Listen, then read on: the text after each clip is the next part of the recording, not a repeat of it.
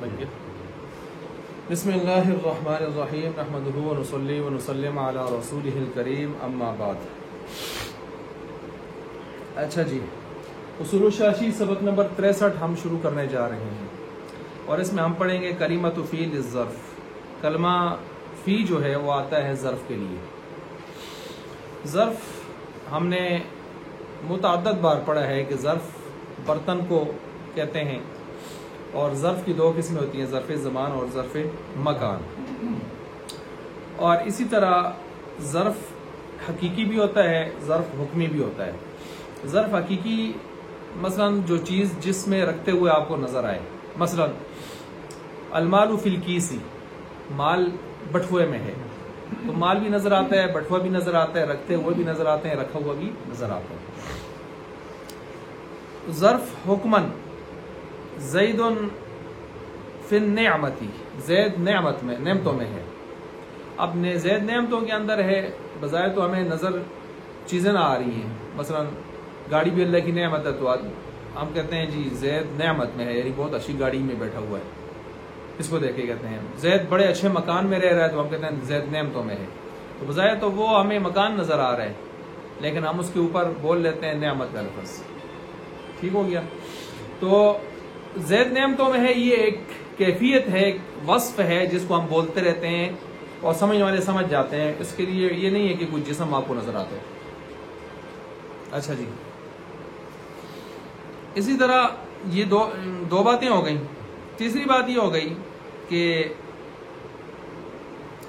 اچھا کلمہ جو یہاں پر آیا ہوا ہے فی، یہ یہاں پر جو حروف ہم نے بیان کرنے تھے ٹوٹل کتنے؟ 11 حروف معانی میں سے، جن میں کچھ حروف عاطفہ تھے، کچھ حروف جارہ. تفصیل پیچھے ہم نے بیان کر دی تھی. اب مجموعی اعتبار سے 11 میں سے یہ 10واں آ گیا.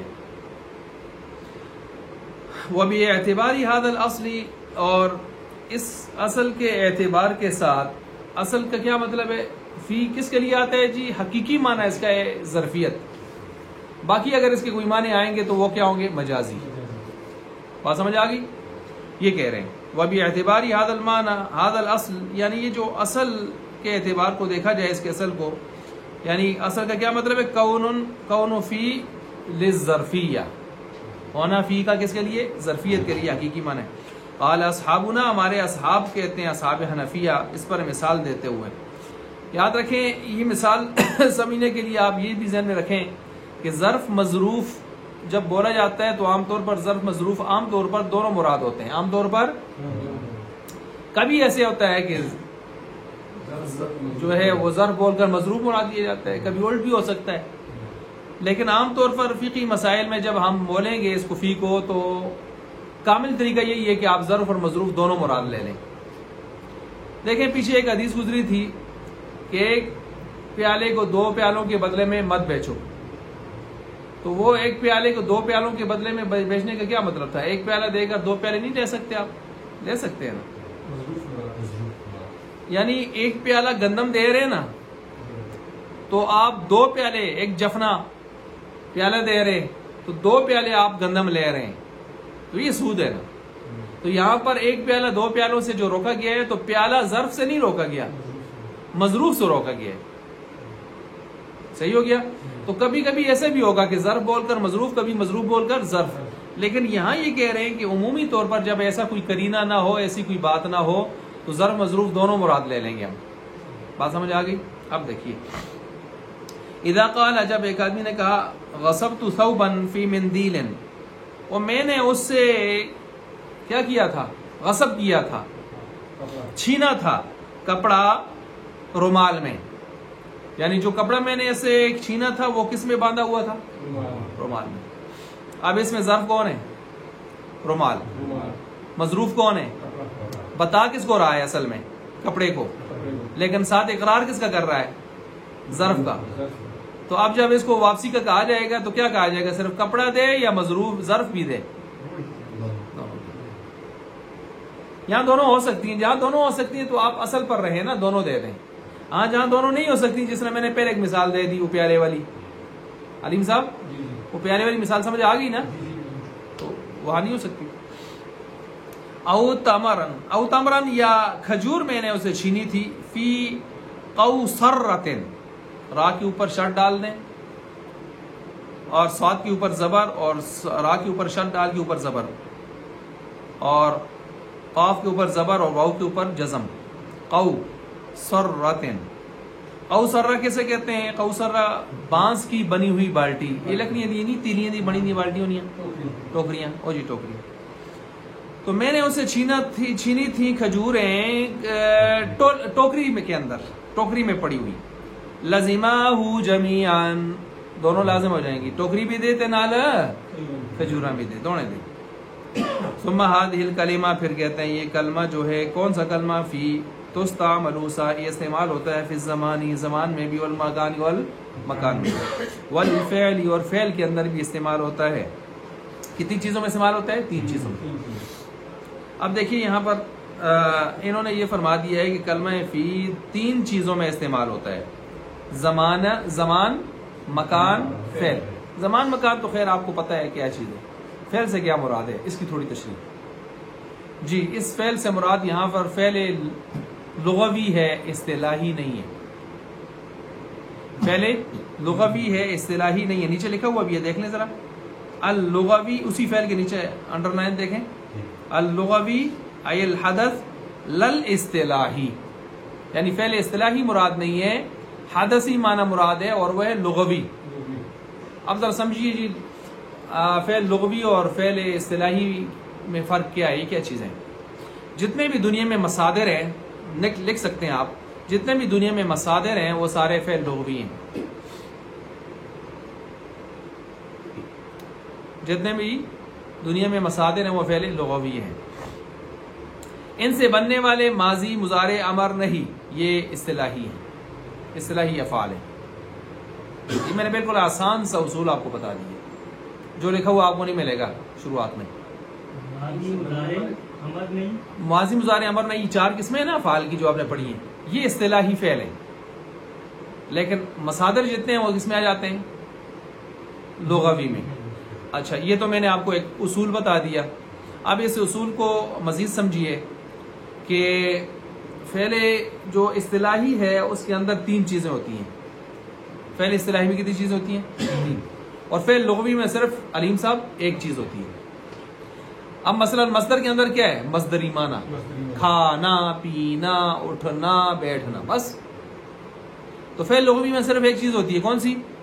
معنی مصدری، معنی حدثی، حدثی بھی کہہ سکتے ہیں، معنی مصدری بھی کہہ سکتے ہیں۔ حدثی اس لیے کہ حدث کا مطلب آیا اور گیا، معنی دائمی تو نہیں ہوتا نا کہ وہ ایک زمانے تک پڑا رہے، ٹھیک ہو گیا؟ جس طرح صفت مشبہ میں ہوتا ہے، حسین ہے تو ایک زمانے تک حسین ہے، بخیل ہے تو ایک زمانے تک بخیل ہے، یا ہمیشہ کے لیے بخیل ہے، دائمی بخیل ہے۔ تو ایسی صفت نہیں ہوتی، حدثی ہوتی ہے، آتی ہے اور جاتی ہے، کوئی تھوڑا سا وقت لگا بھی لیا تو کوئی حرج کی بات نہیں ہے، ٹھیک ہو گیا جی؟ فعل ممتد ہو کہ غیر ممتد ہو، حدثی ہی ہوتا ہے۔ ممتد غیر ممتد آپ پیچھے پڑھ چکے، اس پر وقت لگے یا نہ لگے۔ تو فعل لغوی میں 1 ہی چیز ہوتی ہے، معنی مصدری۔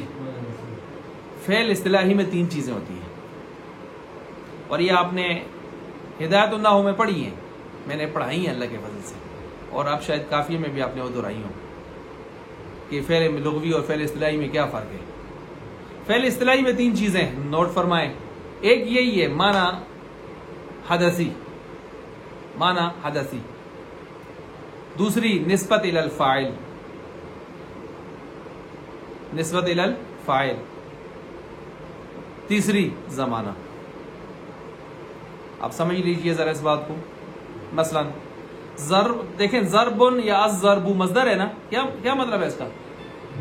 مارنا، مارنا نا، بس۔ اچھا، اور اب اس کو میں ماضی کی طرف لے کے جاتا ہوں، جو 4 میں نے آپ کو ماضی، مضارع، امر نہیں، ماضی کی طرف لے کے چلتے ہیں۔ مثلا ضربہ، بتائیے، مارا، ماضی، زمانہ بھی آ گیا، مارا، مارنا، معنی حدثی بھی آ گیا، ٹھیک ہو گیا؟ اور نسبت الی الفاعل بھی، مارا ہوا اس نے، ہوا ضمیر مستتر، تو کتنی چیزیں آ گئیں؟ یہی تو میں نے بتایا۔ تو یہاں پر جو فعل ہے وہ کون سے فعل مراد ہے جس کو یہ بتا رہے ہیں؟ زمان، مکان اور فعل۔ لغوی یا اصطلاحی؟ کون سا مراد ہے جی؟ لغوی، اصطلاحی نہیں. نسبت الی الفاعل اور تیسرا زمانہ. ٹھیک ہو گیا. اب یہاں پر فعل کون سا مراد ہے مجھے بتائیے نا ذرا. لغوی. اب آپ کہیں گے اصطلاحی مراد لے لیں تو کون سی قیامت آتی ہے؟ بہت بڑی قیامت آ جاتی ہے. کیا آتی ہے جی؟ وہ یہ کہ فعل اصطلاحی جو ہے اس کے اوپر حرف جر داخل نہیں ہوتا. حروف جارہ فعل پر داخل ہوتے ہیں؟ نہیں ہوتے. کون سے فعل پر؟ فعل اصطلاحی پر. ماضی مضارع امر نہیں پر فعل نہیں، حرف جر نہیں آتا. لہٰذا اس سے آپ کو لازماً لینا پڑے گا فعل لغوی. اور فعل لغوی کون ہوتا ہے؟ مصدر. اور مصدر کیا ہوتا ہے؟ اصل میں اسم، اور اسم پر حرف جر داخل ہوتا ہے. صحیح ہو گیا. اب چلیے جی، یہ تھا نقطہ یہاں پر. اب کہتے ہیں ثم هذه الكلمات تستعمل في الزمان والمكان والفعل. ان تین چیزوں میں یہ استعمال ہوگا. اب اگر آپ کہیں جی زمانے میں استعمال کر کے دکھا دیں تو ہم کہتے ہیں لے لیجئے مثال. صمت في الشهر، صمت في الشهر، میں نے روزہ رکھا کس میں؟ مہینے میں. مہینے میں. یا صمت في اليوم، جی صمت في الشهر یا فی اليوم. یہ کس کی مثال ہے؟ یہ زمان کی مثال ہے. زمانے ہیں دونوں نا، مہینہ اور دن کیا ہوتے ہیں؟ زمانے. اور اگر آپ کہیں کہ جی مثال دیتے ہیں مکان کی، دخلت فی الغرفۃ، دیکھیے اسی کو آپ یوں کر دیں، دخلت فی الغرفۃ. غرفہ مانا کمرہ. ٹھیک ہو گیا. دخلت فی الغرفۃ یا فی المسجد، جو بھی لگا دیں. یہ کس کی مثال ہو گئی ہے؟ مکان کی. اب لغوی کی مثال دے دیں، فعل لغوی کی مثال دے دیں تو چلیے وہ بھی مثال. زید مثلا زید ینظر فی العلم، زید ینظر فی العلم. یہ ٹھیک ہو گیا. علم کیا ہے؟ مصدر ہے یا نہیں ہے؟ عالم یعلم کا مصدر کیا بنتا ہے؟ علمن. یہ دیکھیں نا مصدر ہے. زید نظر کرتا ہے علم میں. ٹھیک ہے جی، علم میں. اور یا آپ اس کو یوں کہہ سکتے ہیں کہ زید مشغول، زید مشغول فی الاکل. حاشی میں نیچے مثال شاید وہ چیزیں ہیں اس کی. تو زید مشغول فی الاکل، کھانے میں. اکل، اکل یاکل اکلن، اکلن مصدر ہے. تو مصدر مصدر کو ہم نے کیا کہا ہے؟ فعل لغوی. سمجھ گئے اس بات کو؟ اچھا جب آپ کے سامنے مثالیں آ گئی ہیں تو اب آگے چلیے جی. آگے کہتے ہیں اما. اب یہاں سے اما سے کیا استعمال ہو رہا ہے جی؟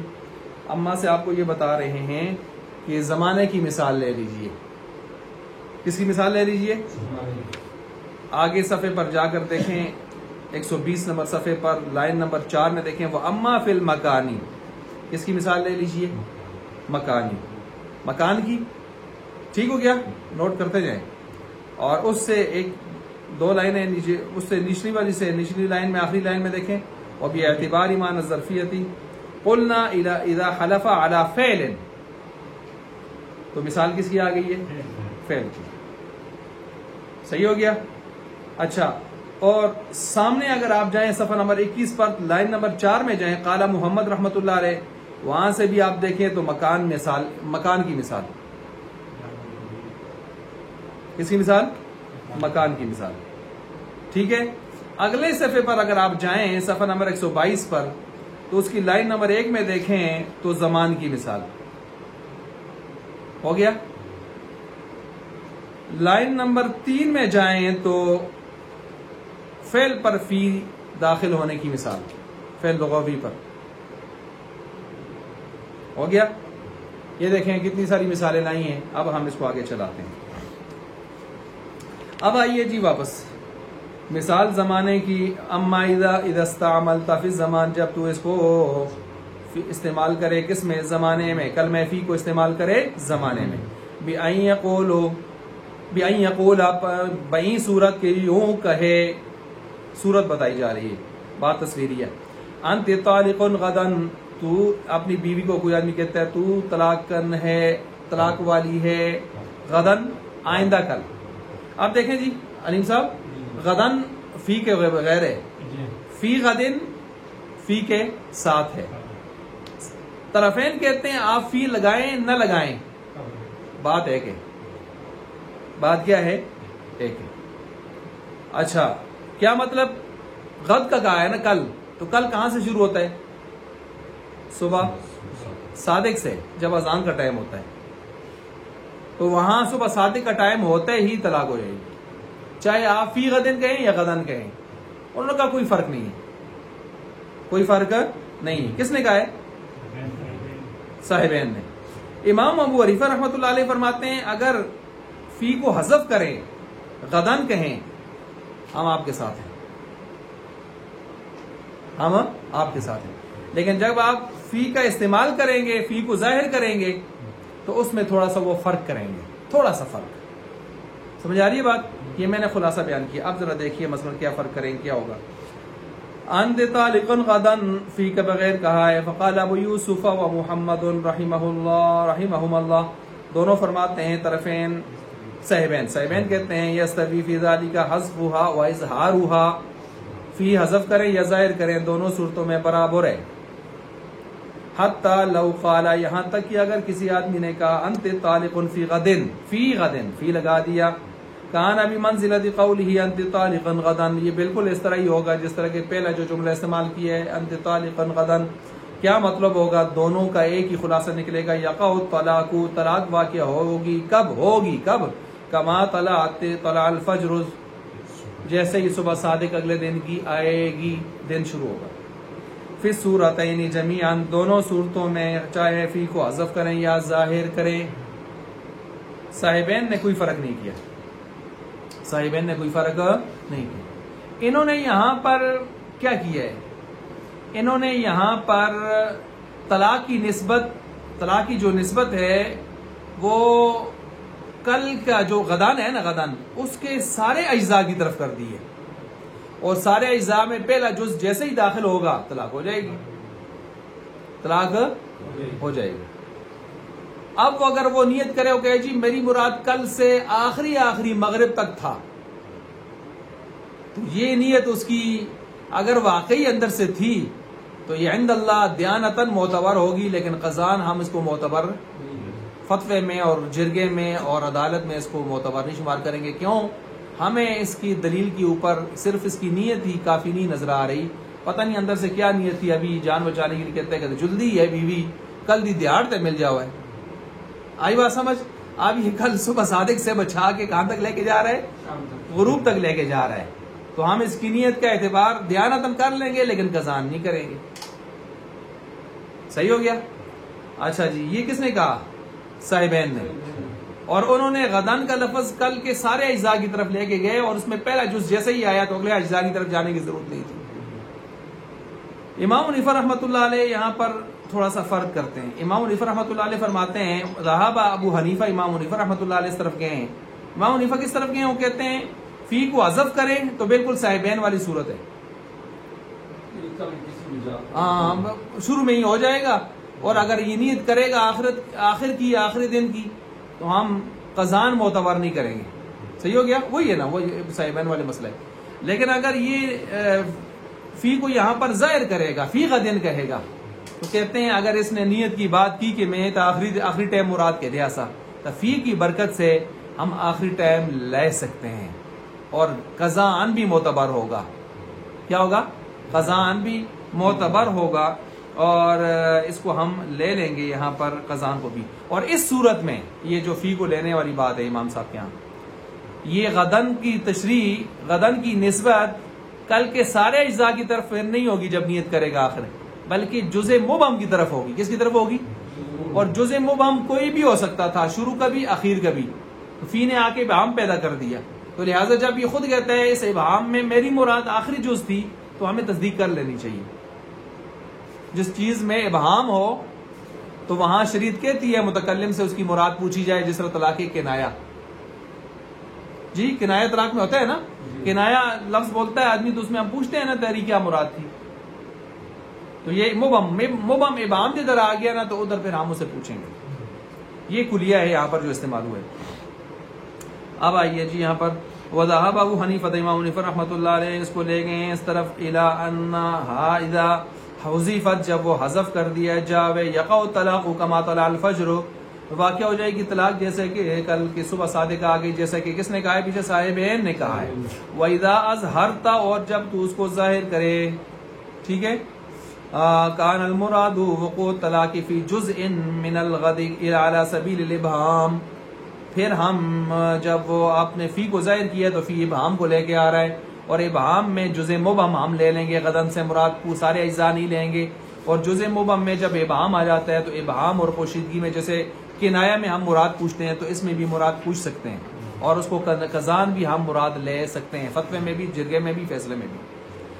فلولا وجود النیہ پس اگر نہ ہوتی یہاں پر نیت کا وجود نہ ہوتا یقع طلاق تو ادھر بھی واقع ہو جانی تھی بھی اول الجز پہلے جز صبح صادق میں لعدم المزاحم له کیونکہ یہاں پر بھی کوئی مقابلے میں مزاحم موجود نہیں ہے مزاحم نہیں موجود.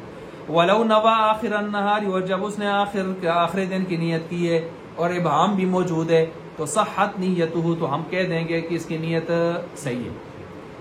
ومثال ذلك اور اس کی مثال لے لیجئے فی قول الرجل ایک جنے کے قول میں ان صمت الشہر اگر نہ ان صمت الشہر اگر میں نے روزہ رکھا اس مہینے کا فانتی قضا پس تو یعنی کس طرح اس طرح کا کیا مطلب ہے نیچے لکھا ہے فانتی طالق ہونا میں روزہ رہیا مہینے دا الشہر کا ہے فی شہری نہیں کہا تھا صاحب الشہری فی نہیں کہا فإنه يقع على صوم الشهر کہتے ہیں یہ پورا ماہ روزہ رکھے گا تب جا کے طلاق ہوگی. الشہرہ میں پورا کامل مہینہ مراد لیں گے نہیں. ولو قال اور اگر اس نے یوں کہا ان صمت فی الشہر فی استعمال کیا فانتی قضا فانتی طالق یقع ذلك على الامساک ساعۃ من فی الشہر ایک ساعت ایک پل ایک گھنٹہ کچھ دیر کچھ منٹ سیکنڈ بھی اگر اس نے روزے کی نیت کر لی رک گیا کھانے پینے جمع وغیرہ سے تو ہم کہہ دیں گے کہ طلاق فی بام پیدا کر دیتا ہے کوئی سے ایک جز بھی آ جائے گا. لیکن جب فی نہیں ہے تو پھر پورا کل کی طرف مراد ہوگا نا آخر تک لے جائیں گے. مثال مکان کی لے لیں یہ تو زمانے کی مثالیں تھی جی اب کسی مثال آ گئی.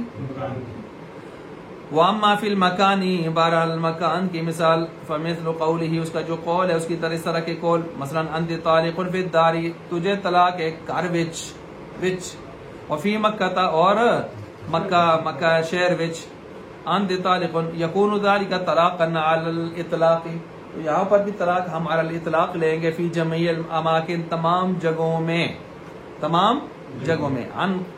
علی الاطلاق عن قید المکانی مکان کی قید سے آزاد کرتے ہوئے. اب ذرا سمجھیے اس بات کو اصول ہے کہ جب فی ایسی چیز پر داخل ہو جاوے جو مختص معین اور مخصوص نہیں ہے عام ہے تو پھر ظرفیت والا معنی یہاں پر ہم لغو کر لیتے ہیں اور جب ظرفیت والا معنی لغو ہو جاتا ہے تو پھر ساری جگہ مراد ہوتی ہے پھر وہ ظرف مظروف والا چکر نہیں ہوتا کوئی سی امکان. لہٰذا یہاں پر بھی اس نے کہا انت طالق فی الدار تجھے طلاق ہے گھر میں. اب کون سا گھر تو گھر ہوتا ہے کون سا گھر تو سارے دنیا کے گھر ہوتے ہیں. تو اب جب یہاں پر گھر سے مراد یہاں پر کوئی خاص نہیں لیا گیا گھر یہ اس وقت ہے جب ایک خاص گھر اگر اب آپ الف لام عادی خارجی کر لیں ادار میں اور اس سے خاص گھر مراد لے لیں آپ نے پھر تو حالات بگڑ جائیں گے پھر تو مسئلہ اور ہو جائے گا نا. لیکن اگر آپ الف لام جنسی لے لیں کوئی سا گھر تو ایسی صورت میں ابہام جب آ گیا مخصوص نہیں ہے تو پھر ہم یہاں پر اس کو ظرف نکال لیں گے کیونکہ ظرف کسی چیز کو متعین کرنے کے لیے آتا ہے نا. ایک چیز ہوگی اس کو متعین کرے گا نا ایک چیز ہے ہی نہیں تو پھر اس کو متعین کیسے کرے ہوا کو متعین کرے تو پھر ہم ظرفیت کا معنی لغو کر دیتے ہیں اور مطلقاً اس طرح کی چیزیں لے لیتے ہیں مثلا کسی بھی کار میں داخل ہوا.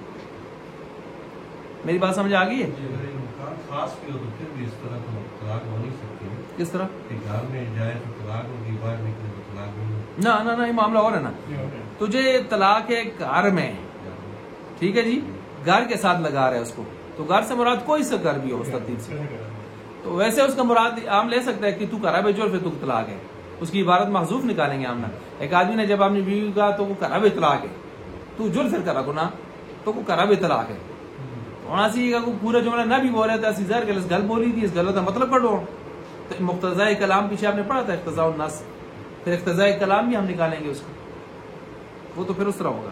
مثلا ایک آدمی میرے پاس کئی ایسے فتوے آئے ہیں، پیچھے تنبا سے ایک فتویٰ آیا تھا، سوال آیا تھا استفتاء. ایک آدمی اپنی بیوی سے ایسے بات چیت ہو رہی تھی بس یہ وہ لڑائی یہ وہ، تو وہ اس نے کمل ڈال کے ایسے سو گیا، وہ کمل چھکتی رہی ہو تو یہ اٹھیا تو شاید تو مش ہو کے طلاق آنا، طلاق طلاق طلاق ہے طلاق ہے طلاق ہے طلاق ہے، پھر سر طرح کر کے سہ گئے. وہ سایہ اٹھ پیٹیا مکو تو طلاق نہ چاہتی تھی کل بات کر وہ سایہ میں تو این وائی فائی ماری ہے طلاق ہے طلاق ہے طلاق ہے، ٹھیک ہے.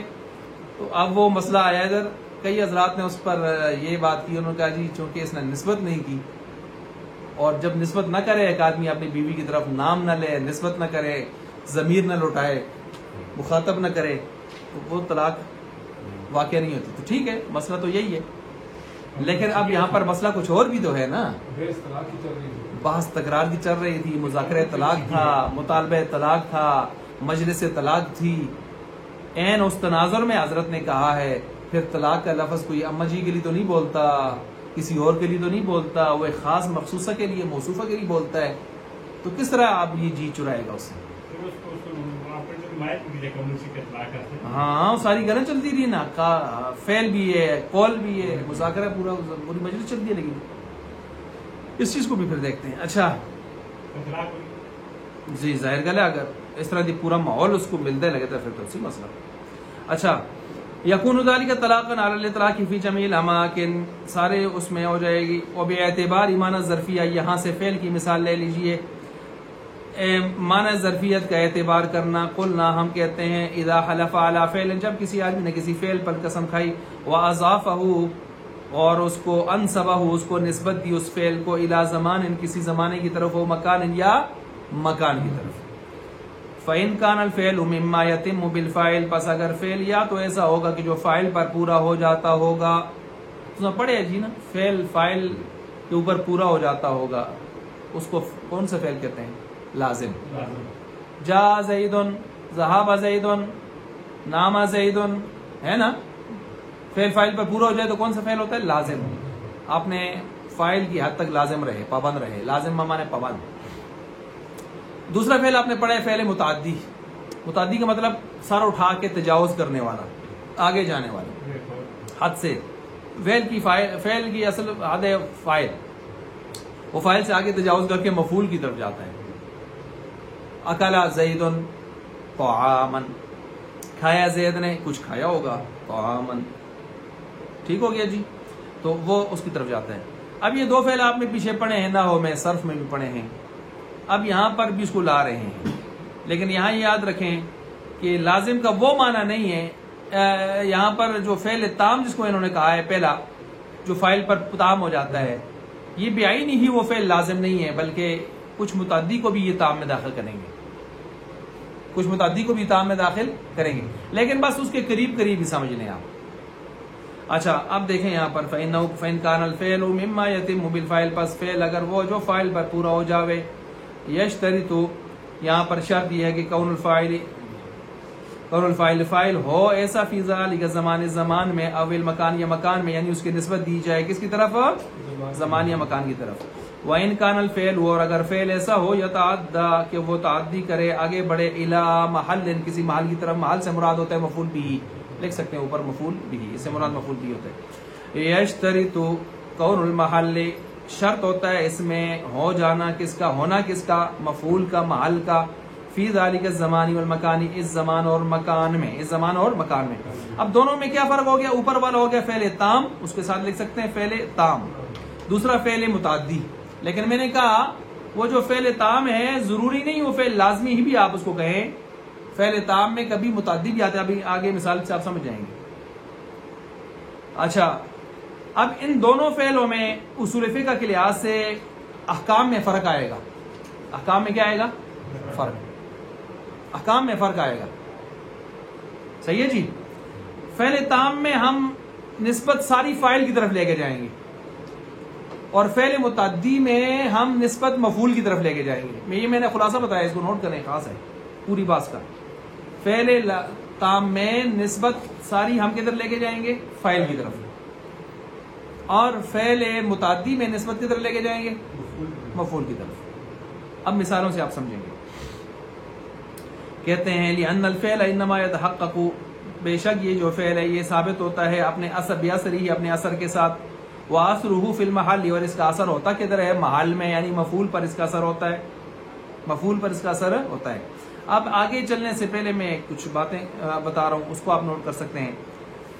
فعل کسی محل کی طرف منسوب ہو, یعنی اس کا مطلب کیا ہوتا ہے, اس کو ذرا سمجھیں.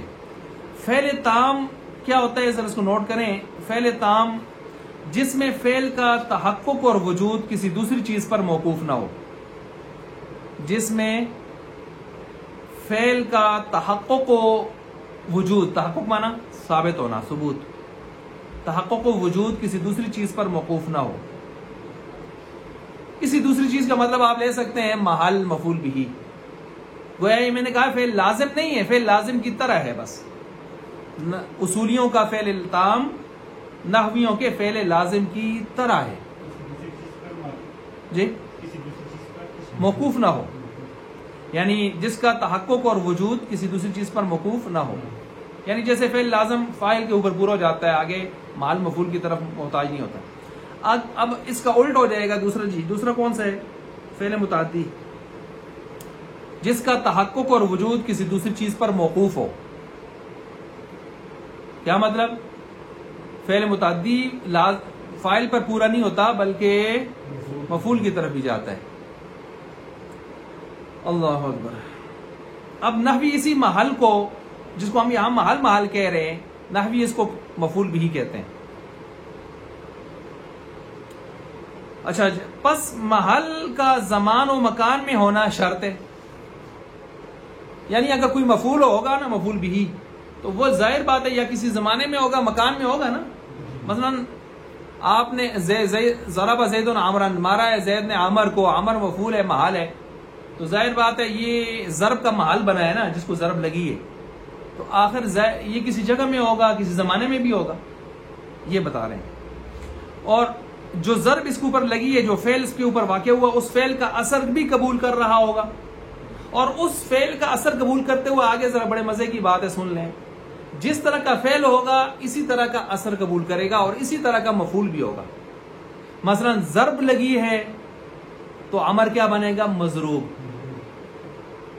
جرح, زخم لگا ہے تو وہ بنے گا مجروح. اب دیکھ لیں, فعل کی پوزیشنیں, حیثیتیں بدلتی ہیں تو مفعول کی پوزیشن بھی بدلتی ہے. فعل قتل ہو گیا ہے تو وہ بنے گا مقتول. تو دیکھ لیں, یہ ہے مضروب, یہ ہے مجروح زخمی, یہ ہے مقتول. یہ کیوں بدل رہے ہیں نام؟ یہ زمانے میں, مکان میں, محل جو مفعول بھی ہے اس کی حیثیتیں کیوں بدل رہی ہیں؟ پیچھے فعل بدل رہا ہے. اب جب فعل بدل رہا ہے اور یہ فعل ہے بھی متعدی, تو پھر اس فعل کو جب ہم احکام کی دنیا میں, اصول فقہ کی دنیا میں لائیں گے تو ساری نسبت کس کی طرف کریں گے؟ مفعول کی طرف. کیا مطلب؟ اب مارنے والے پر حکم مفعول کی پوزیشن کے اعتبار سے لگے گا. اگر مارنے والا مفعول بن گیا صرف مضروب, علیم صاحب لاٹھا شاٹا پہ دین, اس سے بدلہ بھی اسی نوعیت کا ہوگا, یہ مجرم بھی اسی نوعیت کا ہوگا. اگر وہ ہو گیا ہے مجروح, زخمی ہو گیا باقاعدہ, تو اس سے بدلہ بھی اسی نوعیت کا ہوگا. اور اگر وہ بن گیا مقتول, ہو گیا ہی مقتول, تو ظاہر بات ہے اس پر 302 کا سیدھا سیدھا کیس ہوگا, سزائے موت ہو سکتی ہے اس کو. اب یہ ہے ترتیب یہاں پر اس کو بیان فرما رہے ہیں. اب حکم بھی اسی اعتبار سے آپ دیکھیں گے, فعل تام میں سارا نظرہ جائے گا یا ساری نسبت جائے گی فاعل کی طرف, اور فعل متعدی میں ساری نسبت جائے گی مفعول کی طرف. اب مثالوں کو سمجھیے ذرا. قال محمد, یہاں سے مکان کی مثال شروع ہو گئی ہے. امام محمد رحمۃ اللہ علیہ فرماتے ہیں فی الجامع الکبیر، جامع کبیر میں، اذا قال، جب ایک جنے نے کہا ان شتمتک، میں تو کو گالیاں دینا نا، اگر میں تمہیں گالی دوں فی المسجد، مسجد میں، فقضا ای عبدی حر، مڑا غلام گیا آزاد ہے، اگر میں تو کو گالیاں دیتی ہیں کتھا جی مسجد وچ. اب دیکھیں یہاں پر میں گالیاں دوں، اب نحویوں کی یہاں یہ فعل لازمی ہے بتاتی ہے، مجھے بتا دیں. میں گالی دی تجھ کو، میں گالی دوں تجھ کو، یہ متعدی ہے. گالی دینا فعل ہے، میں فاعل اور تجھ کو مفعول. لیکن ان کے ہاں یہ فعل لازم یعنی تام ہے. ان کے ہاں کیا ہے؟ تام ہے. اب میں سمجھاتا ہوں کیوں تام ہے ان کے ہاں. شتم شاتم سے واقع ہوتی ہے نا، یہ کہیں لکھا نہیں، میں آپ ہی اس کو ایک گزارا کرے. شتم شاتم سے واقع ہوتی ہے، مطلب ایک آدمی یہاں سے بیٹھ کے بھی گالی دے سکتا ہے کسی کو، دنیا کے کونے کونے پر کسی کو. ٹرمپ ایسی کی تیسی، نیتن یاہو ایسی کی تیسی، وہ جتھا ہو نا. آئی بات سمجھ؟ لیکن آپ کسی کو مضروب بنائیں گے تو ایسا نہیں ہے اتھو بیٹھ کے مضروب بڑھا سو، مجروح ادھر سے بیٹھ کے بنائیں. یہ کہیں لکھا نہیں ہے، میں نے ابھی ادھر سے بنایا کہ بھائی ان دونوں میں فرق کیا نکالیں گے آپ. اچھا اب مجروح کریں گے تو مجروح کیسے کریں گے آپ؟ تو وہ کوئی مجلس یا اس طرح کی ترتیب آمنے سامنے کی ہونی چاہیے. وہ الگ بات ہے کہ آج کل جدید ٹیکنالوجی میں لوگ سرحدوں سے فائر کرتے ہیں اور بم کہیں سے کہیں جا کے اپنا کام کر آتے ہیں. ٹھیک ہے جی، لیکن چلیں اس کو بھی آپ ایک مجلس شمار کر لیں. اب جدید ٹیکنالوجی دور، دائرہ وسیع ہو گیا، دائرہ وسیع ہو گیا بس.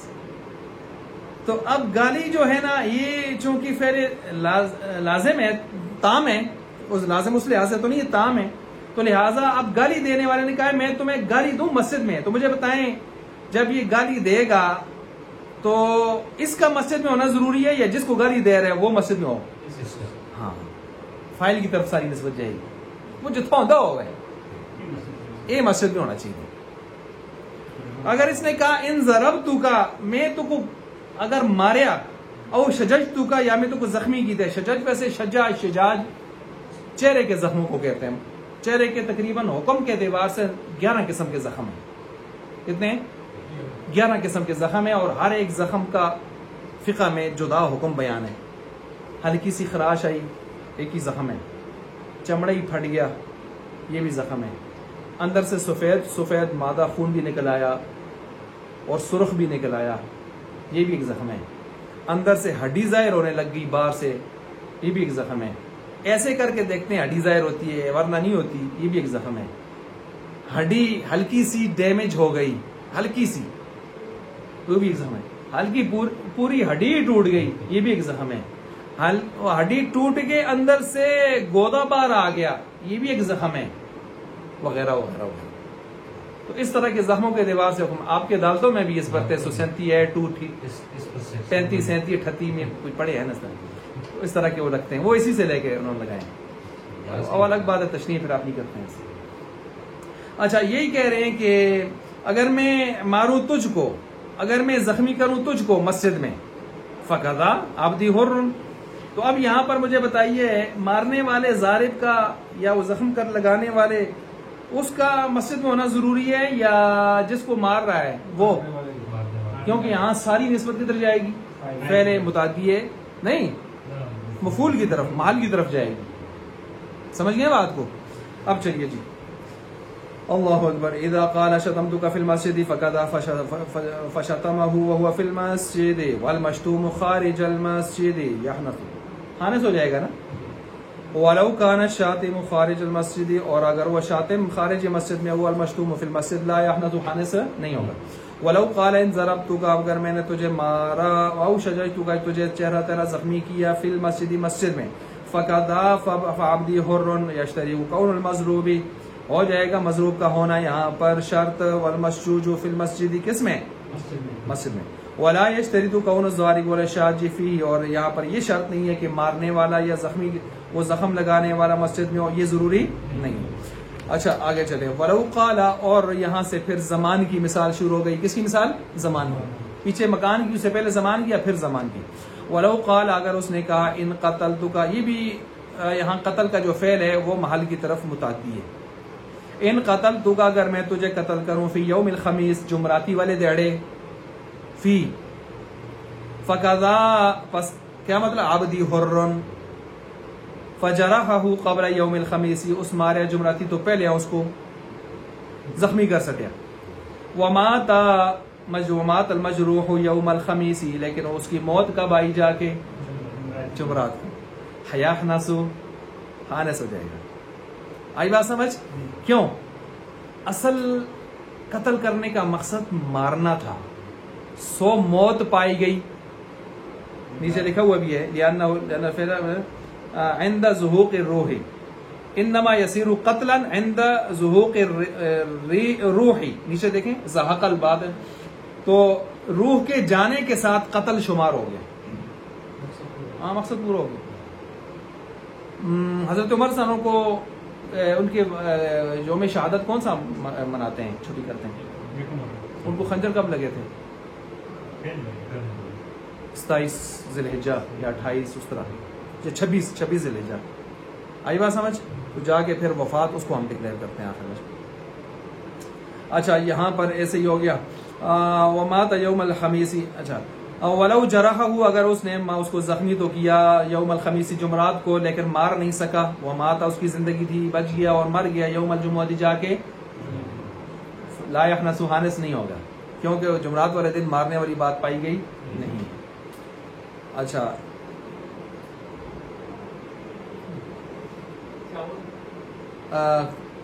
کس واسطے؟ اچھا ٹھیک ہے، وہ طلباء ہوتا سن نہ گیرلی بھی گیرلی بیٹھی تو سن، یا ہوتا اندر کرا بھی سن. اچھا چل ٹھیک ہے، کہنا ہو کہنا ادھر ہی کہنا ہو پھر. اچھا تو آسان کو بڑے بڑے بچے بھی ہیں جی، اللہ قبول کرو.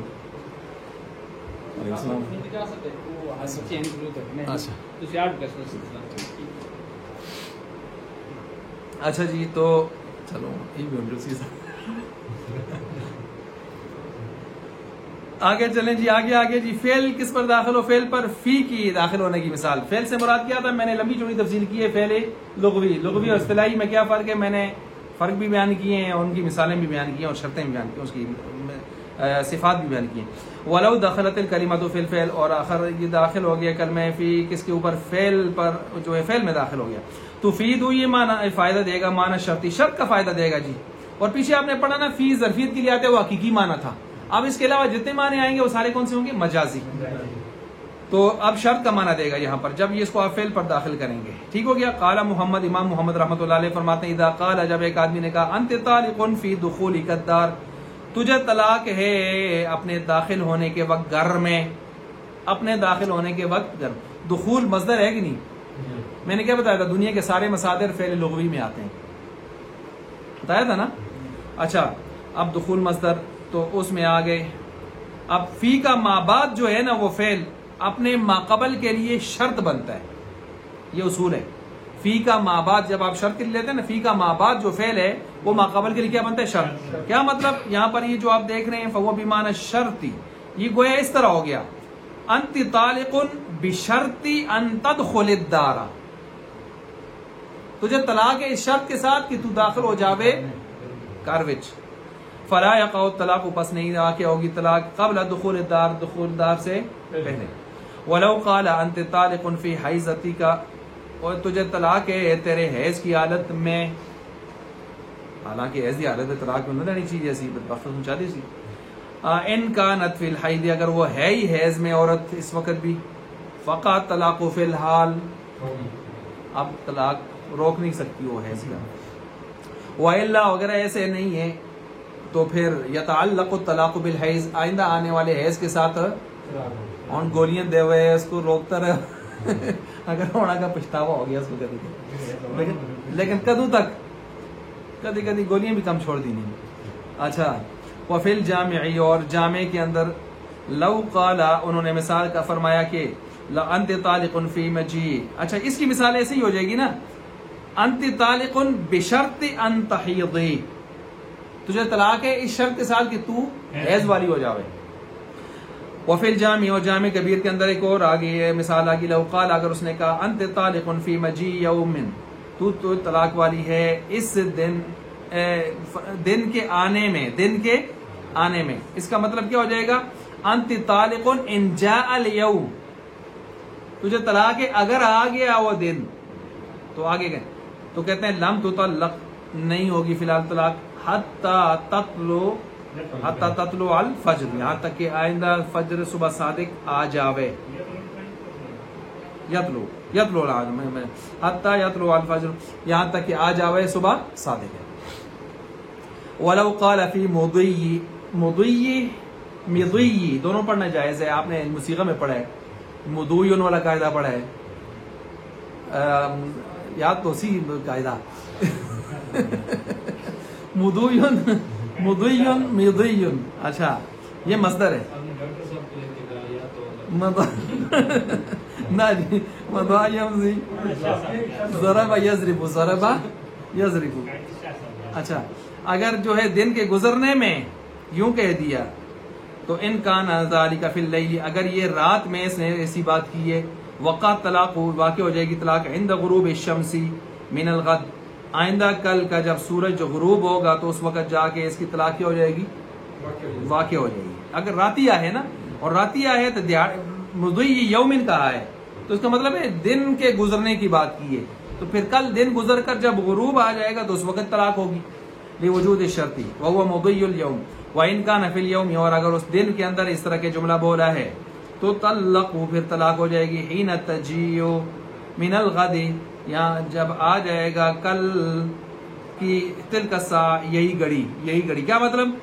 آج کے دن میں 1 بجے اس نے یہ جملہ کہا ہے تو کل کے دن کا 1 بجے طلاق واقع ہو جائے گا. وفی زیادات، آگے زیادات کے میں جو ہے اس کی مثال ہے، یہ بھی کتاب ہے امام محمد رحمۃ اللہ علیہ کی.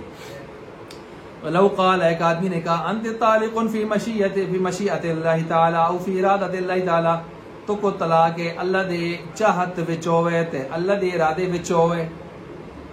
کانا ذالک بمعنی شرط، ہو جائے گا یہ بمعنی شرط حتی لا تطلق، یہاں تک کہ طلاق کبھی بھی نہیں ہوگی. کیونکہ اللہ کی مشیت کیا ہے، اللہ کا ارادہ کیا ہے، ہمیں دنیا میں پتہ چل سکتا نہیں ہے. تو جب پتہ نہیں چل سکتا تو طلاق گئی اب آگے ہمیشہ سے. اچھا جی